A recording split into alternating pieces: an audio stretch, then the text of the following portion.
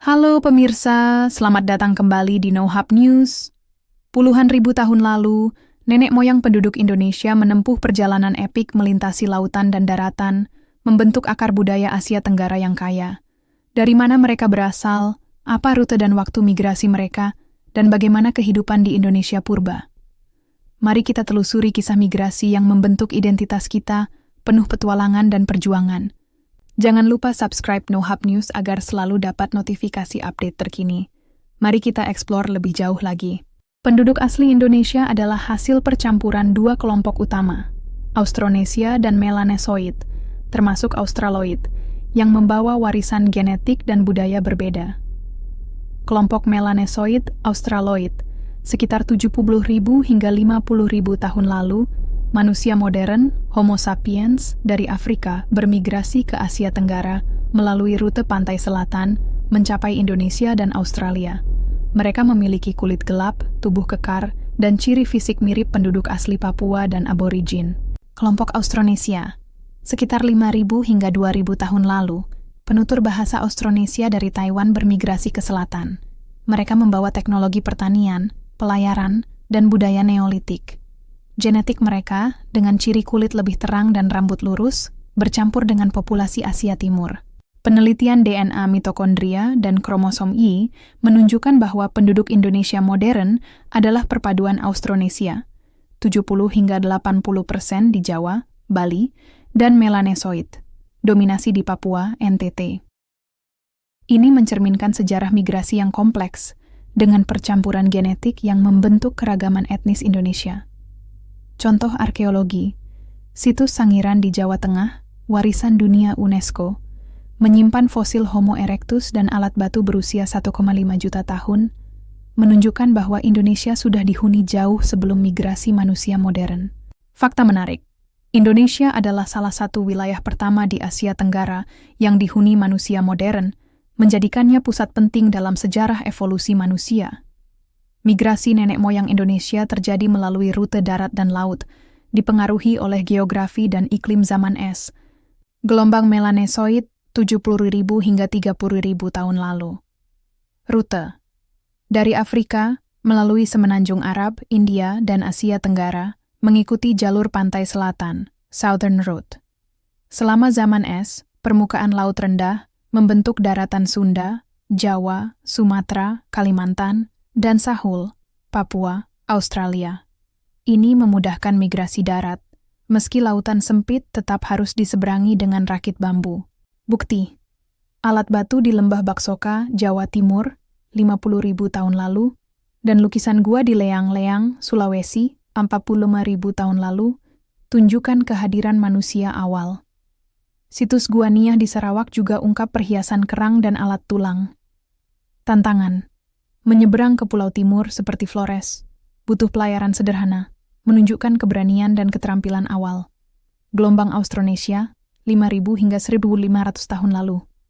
Rute dari Taiwan, melalui Filipina, Kalimantan, Sulawesi, Jawa, hingga ke timur, Papua, Polinesia, dan barat, Madagaskar. Ini dikenal sebagai ekspansi Austronesia, migrasi laut terbesar dalam sejarah. Angin muson dan arus laut bantu navigasi. Bukti, tembikar Neolitik di Talang Akar, Sumatera, dan kapak batu persegi di Sulawesi tunjukkan teknologi Austronesia. Perahu bercadik, seperti di Vietnam purba, jadi kunci penyebaran. Keunggulan, teknologi pelayaran dan pertanian bikin mereka cepat dominasi kepulauan. Tabel rute migrasi, kelompok periode rute utama. Bukti arkeologi Melanesoid 70.000 hingga 30.000 tahun lalu. Afrika, India, Sunda, Sahul, alat batu Baksoka. Lukisan gua Sulawesi. Austronesia 5.000 hingga 1.500 tahun lalu.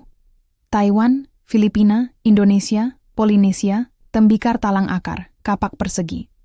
Fakta menarik, lukisan gua Sulawesi, berusia 45.500 tahun, adalah seni figuratif tertua dunia, bukti nenek moyang kita sudah punya budaya canggih.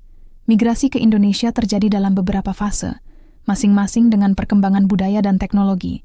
Paleolitik, 70.000 hingga 12.000 tahun lalu. Waktu, manusia modern tiba saat daratan Sunda dan Sahul masih ada. Perkembangan.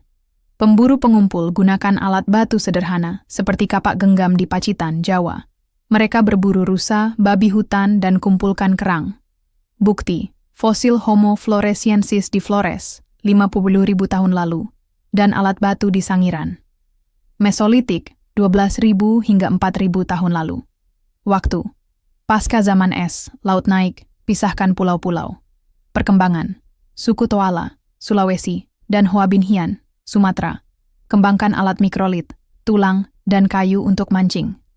Ritual pemakaman muncul, seperti di Gua Harimau, Sumatera. Bukti. Lukisan batu dan perhiasan kerang di Sumba dan Flores. Neolitik, 4.000 hingga 1.000 tahun lalu. Waktu. Migrasi Austronesia picu revolusi pertanian.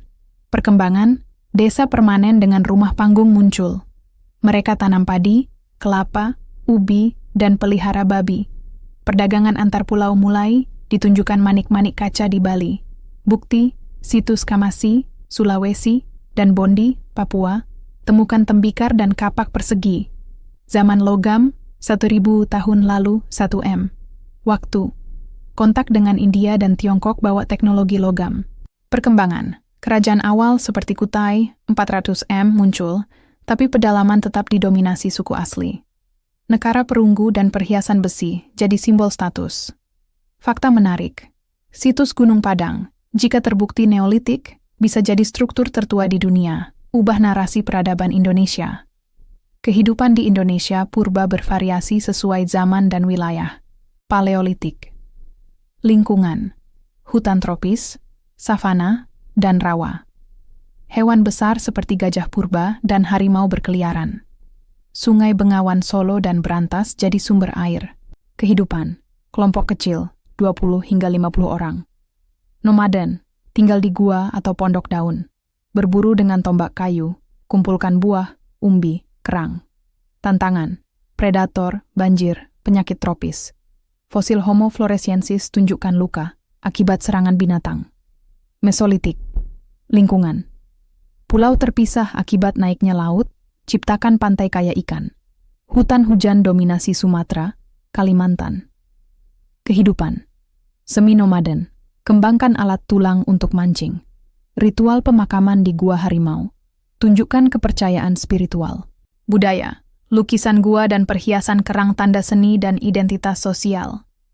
Neolitik. Lingkungan. Iklim stabil, lahan basah di Jawa dan Kalimantan jadi sawah primitif. Kehidupan. Desa permanen dengan rumah panggung lindungi dari banjir. Tanam padi, kelapa, ubi, pelihara babi. Perahu bercadik dukung perdagangan. Sosial. Hierarki sederhana, kepala suku pimpin ritual. Situs seperti Gunung Padang, jika Neolitik, tunjukkan kemampuan bangun besar. Zaman logam, lingkungan. Tanah subur dari vulkanisme, tapi letusan ancam desa. Kehidupan. Kerajinan logam, seperti perhiasan Bali dan Nekara tunjukkan kemajuan. Perang antar suku mungkin meningkat, ditunjukkan senjata besi. Fakta menarik. Rumah panggung, warisan Austronesia, masih dipakai di Kalimantan dan Sulawesi, bukti adaptasi cerdas leluhur. Penelitian asal-usul penduduk Indonesia hadapi perdebatan. Asal Austronesia, Taiwan dianggap pusat migrasi, tapi beberapa ahli usul Vietnam atau Sundaland sebagai sumber alternatif. Waktu migrasi, Paleo-Melanesoid tiba 70.000 atau 100.000 tahun lalu, kurangnya fosil sulitkan penentuan. Homo floresiensis. Keturunan Homo erectus atau spesies terpisah. Hubungan dengan manusia modern misterius. Genetik campuran. Seberapa besar percampuran Austronesia Melanesoid? DNA kuno sulit didapat karena iklim tropis. Tantangan lain, pelestarian situs. Gua dan artefak rusak akibat pembangunan atau penjarahan. Teknologi lidar dan isotop bantu, tapi pendanaan dan akses terbatas. Fakta menarik, situs Gunung Padang, jika terbukti 20.000 tahun, bisa ubah pandangan global tentang peradaban awal. Migrasi nenek moyang Indonesia ciptakan keragaman budaya dengan 1.300 suku dan 7.100 bahasa. Bahasa Austronesia, seni, dan tradisi pelayaran hidup di Jawa, Bali, hingga Papua. Warisan ini ajarkan ketahanan dan inovasi, relevan di era krisis iklim. Namun, diskriminasi terhadap kelompok Melanesoid dan kerusakan situs purba ancam warisan ini. Museum Sangiran dan aktivisme budaya bisa jaga sejarah. Apakah kita semua keturunan pelaut berani yang taklukkan lautan? Dengan hormati leluhur, kita bangun masa depan harmonis. Fakta menarik. Bahasa Austronesia di Madagaskar, 7.000 km dari Indonesia, bukti luasnya migrasi leluhur kita. Itu tadi No Hub News. Jangan lupa subscribe, like, komen, dan share. Tulis di kolom komentar. Apa warisan terbesar nenek moyang Indonesia? Atau bagaimana kita lestarikan budaya purba ini? Sampai jumpa pada update berikutnya.